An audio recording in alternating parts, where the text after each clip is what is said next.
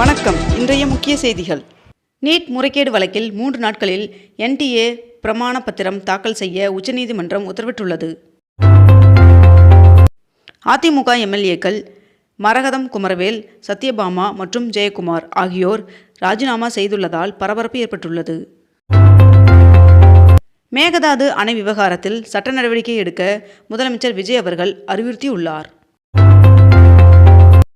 தமிழ்நாட்டில் நிலவும் சட்ட ஒழுங்கு பிரச்சினை மற்றும் பெண்களுக்கு எதிராக நடைபெறும் வன்கொடுமை உள்ளிட்டவற்றை தடுப்பது குறித்து முதலமைச்சர் விஜய் அவர்களின் தலைமையில் ஆலோசனை நடைபெற்று வருகிறது.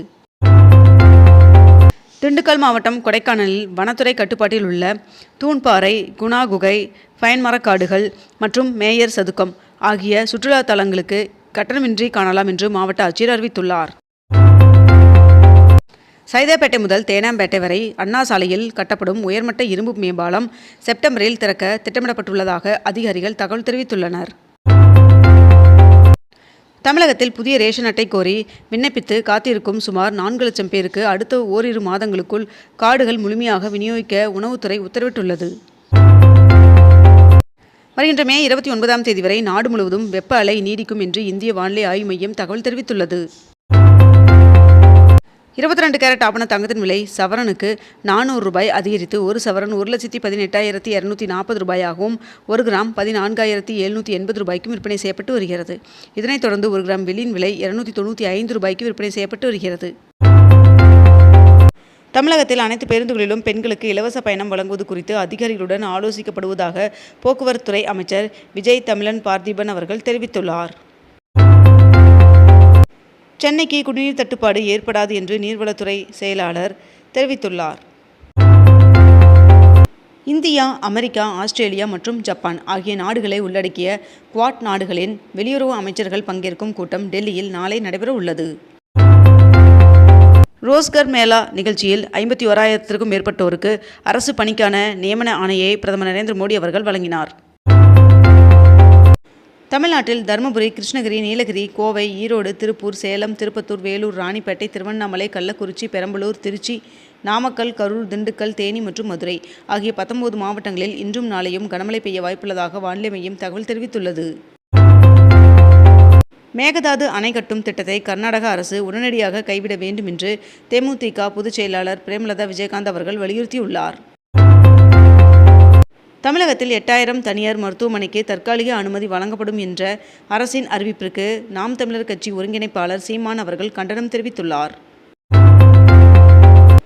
IAS, IPS உள்ளிட்ட பதவிக்கான முதல் நிலை தேர்வு நேற்று நடைபெற்றது. இந்தியா முழுவதும் சுமார் 7 லட்சம் பேர் இத்தேர்வில் பங்கேற்றனர். திருச்சியில் உள்ள முக்கிய கோவில்களில் அறநிலைத்துறை அமைச்சர் நேரில் சென்று ஆய்வு மேற்கொண்டார். தமிழ்நாட்டில் நேற்று மேற்கண்ட இந்த 13 இடங்களில் 100 டிகிரி வெயில் சுட்டெரித்தது.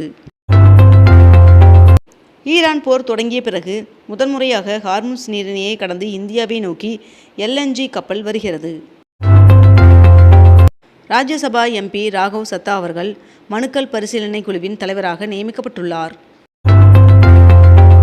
ரேஷன் கடைகளுக்கு வரும் பொதுமக்களிடம் ஊழியர்கள் கனிவாகவும் மரியாதையுடனும் நடந்து கொள்ள வேண்டும் என்று கூட்டுறவுத்துறை அமைச்சர் காந்திராஜ் அவர்கள் அறிவுறுத்தியுள்ளார். தமிழ்நாட்டில் உள்ள அனைத்து கோவில்களிலும் செயல்படும் பிரசாத கடைகளில் விற்பனை செய்யப்படும் பிரசாதங்கள் தயாரிப்பு தேதி மற்றும் காலாவதி தேதி குறிப்பிடப்பட்டிருக்க வேண்டும் என்று தெரிவிக்கப்பட்டுள்ளது. வருகின்ற மே 27ஆம் தேதி முதல் சிங்கப்பெண் சிறப்பு அதிரடி படையை முதலமைச்சர் விஜய் அவர்கள் தொடங்கி வைக்க உள்ளார் என்று தகவல் வெளியாகியுள்ளது. பழனி பெரியநாயகி அம்மன் சுவாமி கோவிலில் வைகாசி விசாக திருவிழா நேற்று காலை கொடியேற்றத்துடன் தொடங்கியது. விழாவின் முக்கிய நிகழ்வாக மே 30ஆம் தேதி மாலை தேரோட்டம் நடைபெறுகிறது. 2028ஆம் ஆண்டு ஒலிம்பிக்கில் தமிழக வீரர்கள் பதக்கம் வெல்ல அனைத்து உதவிகளும் வழங்கப்படும் என்று அமைச்சர் ஆதவ் அர்ஜுனா அவர்கள் தெரிவித்துள்ளார். மருத்துவமனைக்கு தடையில்லா மின்சாரம் வழங்க மின்வாரியம் உத்தரவு பிறப்பித்துள்ளது. தமிழ்நாட்டில் கடந்த 3 நாட்களில் மட்டும் 15,349 ரவுடிகளை அடையாளம் கண்டு விசாரணை செய்ததாக காவல்துறை DGP சந்தீப் ராய் அவர்கள் தெரிவித்துள்ளார். அமெரிக்க அதிபர் டொனால்ட் ட்ரம்ப் அவர்கள் பிரதமர் நரேந்திர மோடி அவர்களை விரைவில் வெள்ளை மாளிகைக்கு வருகை தருமாறு அழைப்பு விடுத்துள்ளார் என்று தகவல் வெளியாகியுள்ளது. தமிழகத்தில் பள்ளி கல்வித்துறை அதிகாரிகள் மற்றும் பணியாளர்கள் காலை 10 மணிக்கு முன்பே அலுவலகம் வர வேண்டும் என்று உத்தரவிடப்பட்டுள்ளது. மார்ச்சில் வெளிநாடு வாழ் இந்தியர்களின் நிலுவையில் உள்ள வைப்புத் தொகை 19,000 கோடிக்கும் மேல் சரிந்துள்ளதாக தகவல் வெளியாகியுள்ளது. கோவை சூலூர் அருகே 10 வயது சிறுமியின் கொடூர குற்றச்சம்பவம் தொடர்பாக 7 நாட்களில் தமிழக டிஜிபி அறிக்கை அளிக்க வேண்டும் என்று தேசிய மகளிர் ஆணையம் உத்தரவிட்டுள்ளது. தமிழகத்தில் வருகின்ற 26ஆம் தேதி வரை கனமழை பெய்ய வாய்ப்புள்ளதாக வானிலை மையம் தகவல் தெரிவித்துள்ளது. ஜூன் 21ஆம் தேதி நடைபெறும் இளநிலை நீட் மறுதேர்வு 100% பிழையின்றி நடத்தப்படும் என்று ஒன்றிய அமைச்சர் தர்மேந்திர பிரதான் அவர்கள் உறுதியளித்துள்ளார். கோவையை சேர்ந்த திமுகவின் முக்கிய பெண் நிர்வாகியான மீனா ஜெயக்குமார் அவர்கள் கட்சியிலிருந்து விலகுவதாக தெரிவித்துள்ளார்.